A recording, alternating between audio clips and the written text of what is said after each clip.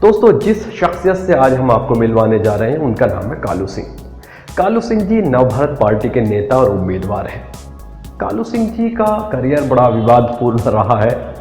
उनके ऊपर murder, rape और घोटाले वगैरह के काफ़ी इल्ज़ामात हैं और शायद यही इल्ज़ामात उनके लंबे करियर को बयां भी करते हैं।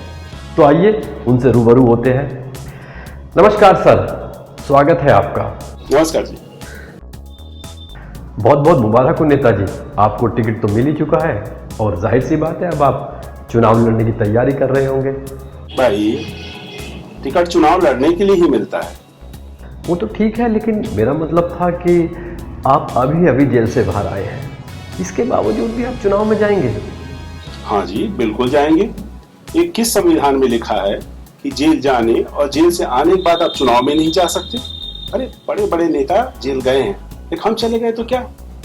ये बात तो है सर, बड़े बड़े लोग जेल गए हैं, लेकिन सर बताएंगे आप किस इल्जाम में जेल गए थे? भाई, जेल की हवा बड़ी शुद्ध होती है, तो अपने डॉक्टर साहब की सलाह पर सेहत बनाने चले गए थे। अरे वो सब तो छोड़िए, अब सवाल तो ढंग का पूछिए। कैसे पत्रकार हैं आप? आपको यही नहीं पता कि हम जेल क्यों गए थे? मेरा मतलब है कि आप किस अपराध के इल्जाम में जेल गए थे? अरे ये सवाल तो हमारे वकील से ही आप पूछ लेते। मेरा समय बर्बाद करने की क्या जरूरत थी? हर चैनल जानता है कि हम जेल क्यों गए थे। एक आप ही हैं जिसको कुछ नहीं पता। अरे कैसे पत्रकार हैं आप? लगता है नए हैं। सर हमें तो पता ही है, लेकिन जनता आपके मुंह से सुनना चाहती है। भाई, इस बारे में कुछ खास याद नहीं। दरअसल मेरी याददाश्त थोड़ी कमजोर है ना। सर कुछ तो याद होगा, कोशिश तो कीजिए, शायद याद आ जाए। भाई, हम नेताओं को जोड़ तोड़ के अलावा कुछ याद नहीं रहता। इल्जाम या अपराध तो क्या, हम तो कभी कभी अपनी पार्टी का नाम तक भूल जाते हैं। ये बात तो है सर, लेकिन अपराध और राजनीति का क्या संबंध है, जरा विस्तार से बताएंगे? तो मीडिया वाले बात को पकड़ते बहुत हो। बाल की खाल निकालने में तुम्हें बड़ा मजा आता है। अरे अपराध और राजनीति का चोली दामन का साथ है, इतना भी नहीं जानते? अपराध के बगैर राजनीति और राजनीति के बगैर अपराध होता है क्या? कौन सी पार्टी में कब थे कहाँ याद रहता है। कुर्सी महत्वपूर्ण है, न कि पार्टी। और किस पार्टी में कौन सी कुर्सी पाने के लिए कौन सा अपराध किया, किसको याद रहता है? सर लेकिन आपको याद है अब तक आपने कितने अपराध किए हैं और कितनी पार्टियां बदली हैं? अरे हमारा जूता और हमारे ही सर। हमें याद नहीं कि आज तक हमने कितने अपराध किए हैं, मतलब कोई अपराध किया हो। हाँ, जनता की सेवा अच्छे से कर सकूं, इसके लिए पार्टी में इधर उधर हो जाना पड़ता है।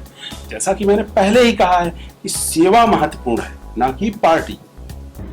पर सर आप पर 4 खून, 2 रेप और 800 करोड़ रुपए के घोटाले का केस है, इसलिए आप जेल यात्रा पर भी गए थे। इस बारे में आपका क्या कहना है? भाई अब हम क्या कहेंगे, चुनाव है सामने। अब जो कहेगी जनता ही कहेगी। जनता सब कुछ जानती है। जनता तो सब जानती ही है, लेकिन आप भी कुछ कहेंगे? जो नेता कुछ ग्राम का झंडा भी अपने पीए से पकड़वाए, वो खुद हथियार लेकर हत्या करेगा, वो भी 4-4 बार। हे राम। और सर उन 2 रेप्स के बारे में क्या कहेंगे आप? देखो भाई, ये कुर्सी का खेल है। कुर्सी के लालच में कोई कुछ भी इल्जाम लगा देता है। और जहां तक बात रही बलात्कार की, तो वो हर नेता कुर्सी की खातिर राजनीति का रोज करता ही है। लेकिन हम राजनीति के नहीं, वास्तविक रेप्स के बारे में बात करें सर, इनका इल्जाम भी आपके ऊपर है। देखिए, वोट मांगते समय हम हर औरत जात को माता जी, बहन जी कह के वोट मांगते हैं और वो हमें वोट देती भी। अब कभी हम खुश होकर अकेले में किसी के सर पे हाथ रख दिए तो बलात्कार हो गया। हे माँ दुर्गा। और सर वो जो 800 करोड़ रुपए का घोटाला हुआ था, उसके बारे में क्या कहेंगे आप? आप पगला गए हैं क्या? भारत जैसे गरीब देश में 800 करोड़ रुपए घोटाले की बात करते हैं। ये विपक्षियों की चाल है। वे सत्ता पाने के लिए किसी भी हद तक गिर सकते हैं। तो वो क्या गवाह भी झूठे थे, बिके हुए थे, इन्होंने आपके खिलाफ गवाही दी थी। पैसा भाई, पैसा पैसा लंगड़े को नचा सकता है। पैसे से सब कुछ खरीदा जा सकता है। पैसे की खातिर खिलाड़ी खेल बेच देता है, पुलिस वाला वर्दी बेच देता है, वकील न्याय बेच देता है और डॉक्टर जिंदगी बेच देता है। और तो और बाप अपनी बेटी को बेच देता है। बस पैसा होना चाहिए, सब कुछ बिकता है। एक हम बिक गए तो क्या, मतलब सब बिक गए तो क्या। सोचो, अगर हमने एक घोटाला किया होता तो विनय माल्या की तरह विदेश नहीं भाग गए होते, यहाँ बैठ के तुम्हारे साथ मगजमारी कर रहे होते। सर, 4 दिन के बाद आप पर कोर्ट का फैसला आने वाला है, इस बारे में क्या कहेंगे? आपको क्या लगता है, फैसला आपके हक में जाएगा? आप भी ना बस, अरे फैसला तो 4 मिनट में बदल जाता है। बस पैसे की ताकत होनी चाहिए, मतलब सच्चाई की ताकत होनी चाहिए। जय भोलेनाथ। ये बात तो है सर। आप भी बदलने की राजनीति में बहुत विश्वास रखते हैं।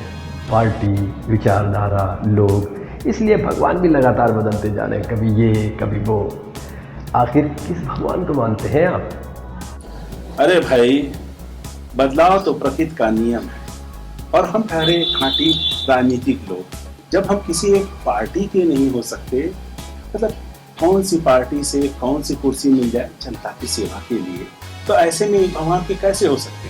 पता नहीं कौन सा भगवान हमारी कौन सी बात सुन ले। ये तो है सर। सर, हमने सुना है आपकी पत्नी भी पर्चा भरने जा रही है। वो तो बहुत सीधी है, कैसे संभाल पाएंगे वो राजनीति के तीखे तीखे प्रहार? अरे सब कर सकती हैं वो, आप उन्हें जानते नहीं हैं भाई, और हम हैं ना संभालने के लिए।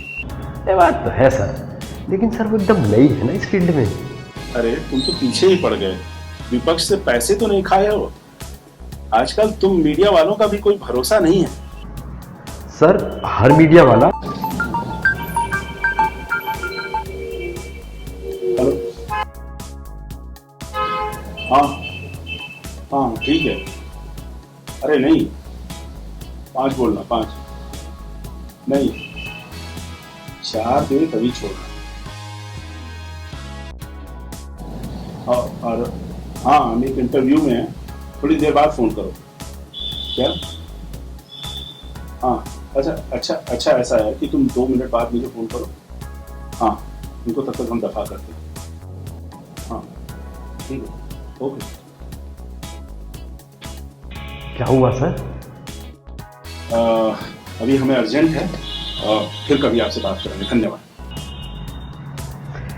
लगता है नेताजी तो टेंशन में आ गए हैं। खैर, ये तो थी हमारी आज की बातचीत नवभारत पार्टी के नेता कालू सिंह जी के साथ। अगली बार फिर किसी को पकड़ेंगे और बकवास करेंगे, बातचीत करेंगे। तब तक के लिए आप हमें इजाज़त दे दीजिए।